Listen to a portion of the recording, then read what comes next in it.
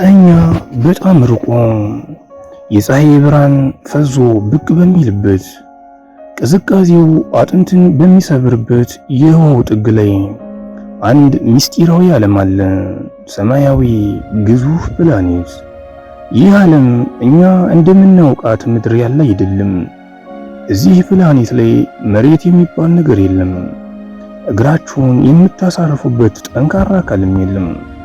ይልቁኑ የድምፅን ፍጥነት በሚበሉት ኃይለኛ ነፋስ የሚታመስ ጋዝና በረዶ የበዛበት አስፈሪ ባህር ነው። ዛሬ በሰው ልጅ ታሪክ በዓይናችን ሳናያት በሂሳብ ቀመር ብቻ ስሟንና ቦታዋን የሰነቅንላት ወደ ነበረችው ወደ ፀሐይ ስርዓታችን የመጨረሻ ዳርቻ ኔፕቱን እንጓዛለን። ሰላም ጤና ይስጥልኝ።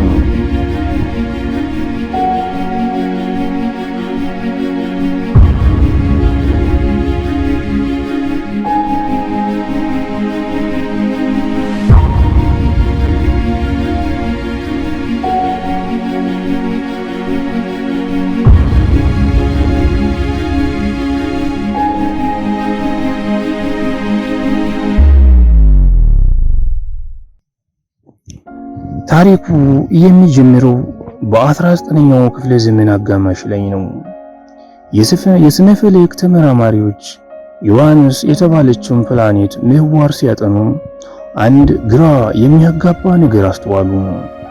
ፕላኔቷ በጉዞዋ ላይ ሳታስበው ትወዛወዛለች፣ ፍጥነቷም ይለወጣል። የሆነ የማይታይ ግዙፍ አካል በስበት ኃይሉ እየሳባት እንደሆነ ገመቱ። ፈረንሳዊው የሂሳብ ሊቅ ኦርባን ሌቬሪየር ወረቀትና ብዕሩን ብቻ በመያዝ ሌሊትና ቀን ቀመረ።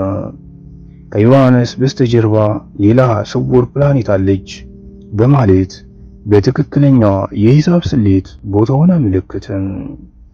በመስከረም 23 1846 ዓመተ ምህረት እንደ ኢሮፓውያን አቆጣጠር የጀርመኑ በርሊን ኦብዘርቫቶሪ ቴሌስኮፑን ሌቬሪየር ወደ ተቆመበት የሰማይ አካል አዞረ።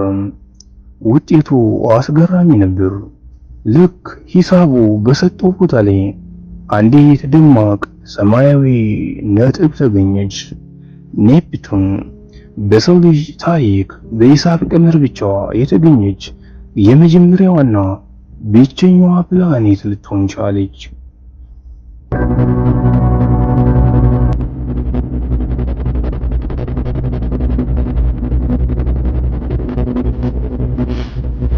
ከፀሐይ እጅግ በጣም የራቀች በመሆኗ ኔፕቱን ቀዝቃዛና ጸጥተኛ ዓለም ትመስል ይሆናል። ነገር ግን እውነታው ተቃራኒ ነው። ይህች ፕላኔት በፀሐይ ስርዓታችን ውስጥ እጅግ በጣም ጨካኝና አስፈሪ የአየር ንብረት የሚታይባት ስፍራ ነው። እዚህ የሚነፍሰው ነፋስ በሰዓት እስከ 2100 ኪሎ ሜትር ይደርሳል። ይህ ፍጥነት በምድር ላይ ካሉ ከባድ አውሎ ነፋሶች በ5 እጥፍ ይበልጣል። አልፎ ተርፎም የድምፅን ፍጥነት ሰብሮ የመጓዝ ኃይል አለው። በ1989 ዓመተ ምህረት ቮያጀር 2 መንኮራኩር ፕላኔቷን ስትጎበኝ ታላቁ ጥቁር ነጥብ ወይም ዘ ግሬት ዳርክ ስፖት የተባለ ግዙፍ አውሎ ነፋስ ተመልክታ ነበር። ይህ አውሎ ነፋስ ምድርን መዋጥ የሚችል ግዝፈት ነበረው። የሚገርመው ይህ አውሎ በከፍተኛ ፍጥነት ይፈጠራል። ከዚያም ሳይንቲስቶችን ግራ በሚያጋባ በታላቅ ፍጥነት ተመልሶ ይጠፋል።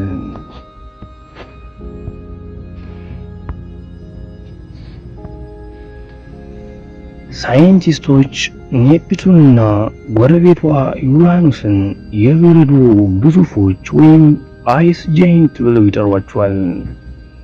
የፕላኔቷ የላይኛው ከባቢ አየር ከሃይድሮጅን፣ ከሂሊየምና ከሚቴን ጋዝ የተሰራ ነው። ሚቴን ጋዝ ቀይ የብርሃን ጨረርን ስቦ በማስቀረት ሰማያዊ ብርሃንን ስለሚያንጸባርቅ ኔፕቱን ይህንን ውብ ሰማያዊ ቀለም ልትጎናጸፍ ችላለች። ነገር ግን ወደ ፕላኔቷ ውሳጣዊ ክፍል በጠለቅን ቁጥር ነገሮች ይበልጥ እንግዳ ይሆኑ ይመጣሉ። በከፍተኛ ሙቀት ጫና ውስጥ የሚገኝ የውሃ የአሞኒያና የሚቴን ውህድ የሆነ ግዙፍ ጥቅጥቅ ያለ ፈሳሽ ውቅያኖስ ይገኛል። በዚህ ውቅያኖስ ጥልቀት ውስጥ የሚፈጠረው ከፍተኛ ጫና ሌላ ታምር ይፈጥራል። በከባቢ አየር ውስጥ ያለውን ካርበን ጨምቆ ወደ እውነተኛ አልማዝነት ይቀይራል። አዎ በትክክል ሰምታችኋል። በኔፕቱን እምብርት ላይ ልክ እንደ በረዶ የሚዘንበው ውድ አልማዝ ነው።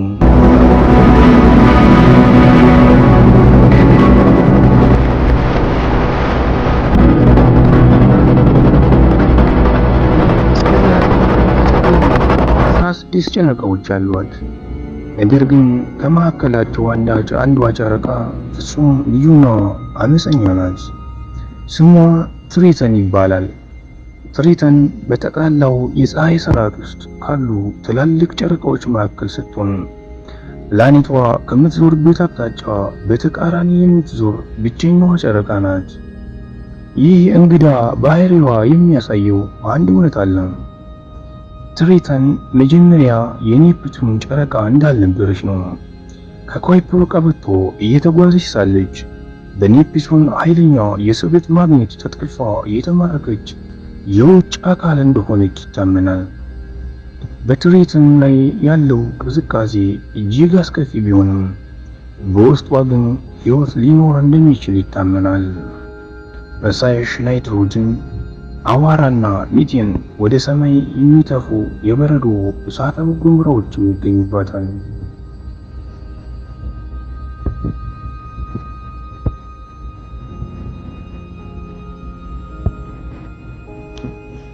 እስከ ዛሬ ድረስ ይህችን ሚስጥራዊ ፕላኔት በአቅራቢያ ሄዶ የጎበኛት በ1989 ዓመተ ምህረት ያለፈው የቮያጀር መንኮራኩር ብቻ ነው። ከዚህ በኋላ የሰው ልጅ የላከው አንዳችም አይን ወደዚያ አልደረሰም። ኔፕቱን አሁንም እዚያው የፀሐይ ስርዓት ዳርቻ ላይ ሆና የአልማዝ ዝናቧን እያዘነበች በሰዓት 2100 ኪሎ ሜትር የሚሮጠውን ነፋስ እያነፈሰች እኛ ገና ያልደረስንባቸውን የህዋ ምስጢራት በጉዞዋ እንደሸሸገች አለች።